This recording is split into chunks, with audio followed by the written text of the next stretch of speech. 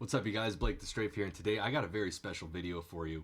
I just got gifted a Scuf Valor Pro wired controller, and I gotta tell you, this is quite possibly the best controller that I have ever used. So I'd like to show you it right here. It's currently plugged in, and you'll notice it's got a nice little green light at the top here, and then it's also got a little power light going on. Now, this green light, we'll start off with the first feature of it that I like, is when you press this button on the back center, right here, right in the middle, you can actually go between 3 different pre-settings of games. So if you wanted to have one green light here, it doesn't matter what color, but any game really, but let's just say green's for Halo. Then you got your blue light for Fortnite, and then you got your red light for Splitgate or whatever else that you might play, or anything really. This controller right here allows you to create 3 custom profiles so that you can do pretty much anything with any game. The way that you want to map buttons is really easy. You don't need any third-party software. You don't need anything like that. All you got to do, hold this button on the back, and then you'll notice a light starts flashing.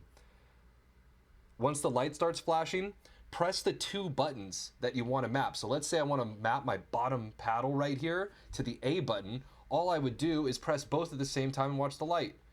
Boom. Got it confirmed. And then once it's confirmed, you just press the button again and it's good to go. Now your button works as such. And you can do this mid-game, you can do this at any given time, and you don't have to alt-tab out of a game or whatever it has you do.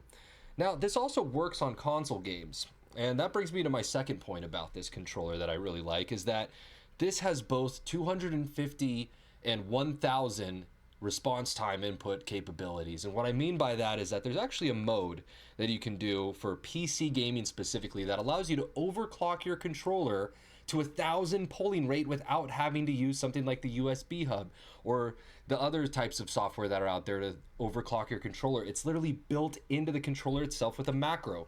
And the macro is the share button, the start button, and the A button. And when you hold all 3 of these down at the same time, it'll vibrate and it'll let you know that it's now in 1000 hertz mode.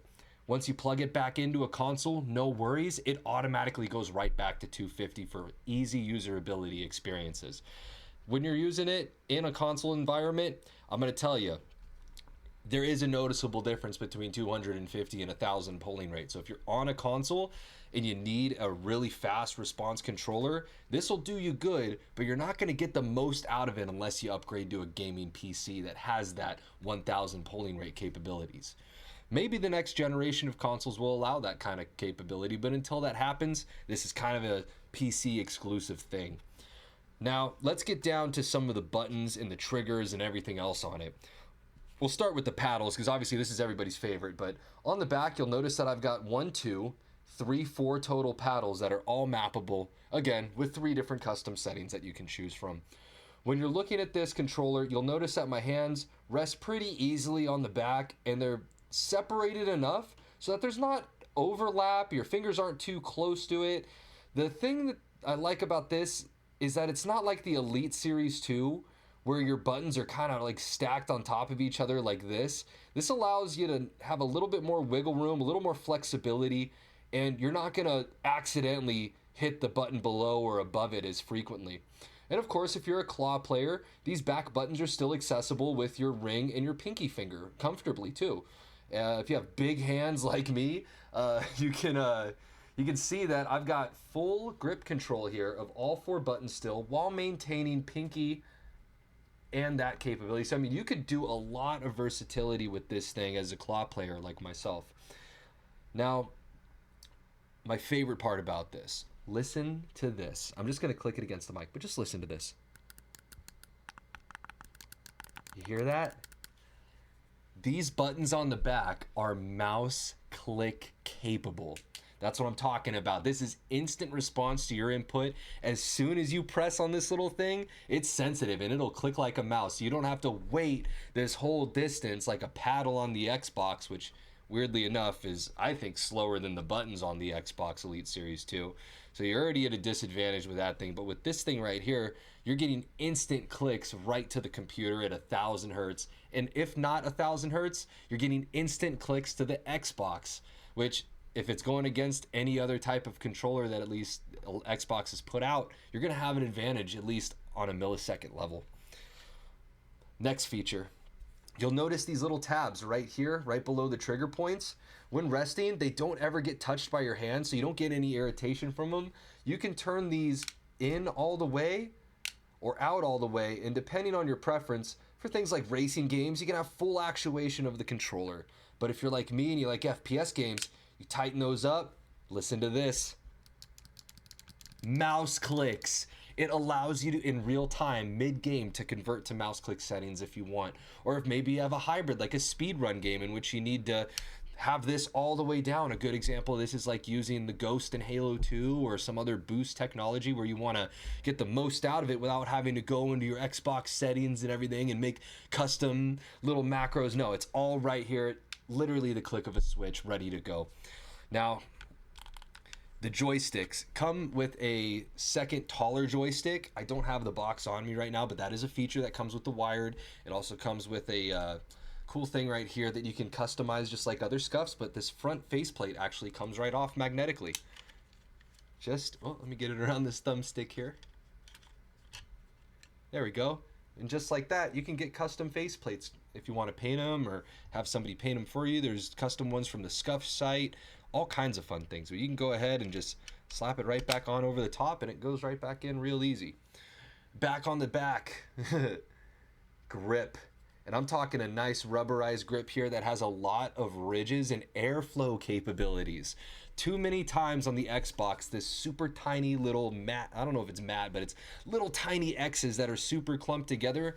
I feel like your fingers just kind of like overly mold to it and you don't really get any benefit of losing sweat as much as you do just like, oh, now I feel glued to the controller instead of loose and relaxed on it. And that's what I really like about this thing, is that it's got a loose and relaxed profile on the grip while maintaining breathability.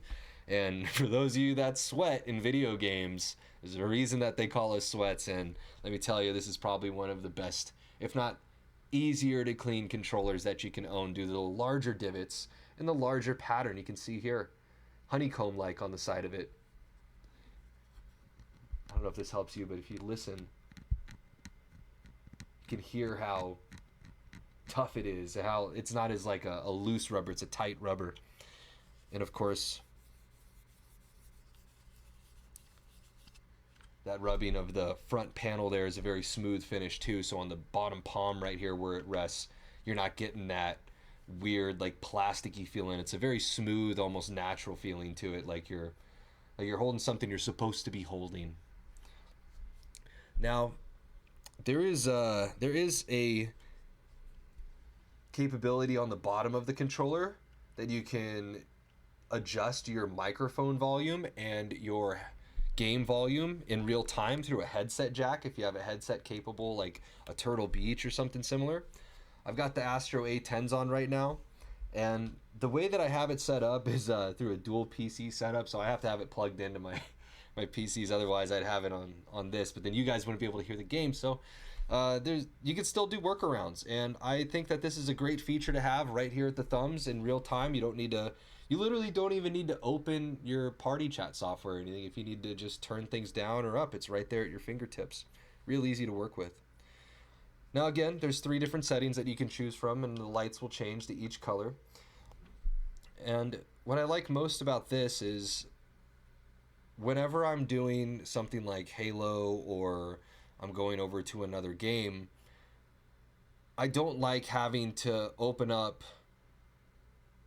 how do I put this? I don't like having to open up and do a console to a PC switch and have to worry about my controller not getting plugged in or resetting back to 250 hertz.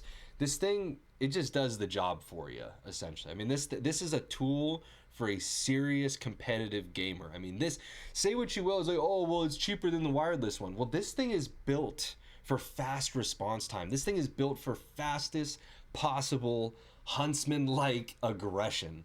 And the cable that comes with it is much sturdier in the port on the top than most other button on the back controllers that I've used. It's got a faster response time, and so far I haven't dropped it or anything like that, but you know, when you're holding it and you see this pressure that's coming off that's like going against gravity and it's pulling against it, it doesn't fidget around in the space like the Elite Series 2 one that can break and get constantly disconnected, sometimes even mid-game, and you don't even get a replacement for months at a time. This thing, it's rigid, it's solid, it's stable. I don't think it's going anywhere. It's locked in, and it doesn't have a big old, it's like, if you notice, it's smooth right and flush into there, and it's locked in. It's not like some big old port on the top that is gonna, like, you know, if you got big fingers like me, you're gonna like run into it and it's gonna tear away at your cuticle or something. No, this thing's flush, it's clean, and it looks great. The buttons, not mouse click buttons, which is all right, but these buttons I think have a really nice spring to them compared to the Elite Series 2. Now, these ones are raised a little bit higher, but they do have a faster bounce back property to them. And what I mean by that is, let's say I press the B button down, or like more importantly, a YY, right? When I let go of it, I feel like if it was a race between me raising my finger up and this thing coming back up, this thing almost feels spring-loaded. It's going quick. So I like that a lot about the buttons. So I've been able to hit my zero framers with it, I think, more consistently. Like, if I was to use an Elite Series 2 and try to hit a zero frame YY on Halo 2, I would notice it maybe 1 out of 5 times. With this one, it's 2 to 3 out of 5 times that I'm hitting zero frame YYs. So not only getting faster response, but now your button inputs down to the mechanical actions of the hardware are going to be as maximized as possible for you. And I think this thing's only going for like 120 bucks. And it's got incredible response time, comfortable back buttons. I'd highly recommend it. If you know somebody that is looking for a new controller, or you're trying to upgrade your controller to have the best possible outcome in every engagement that you get in, look no further than the Scuf Valor Pro.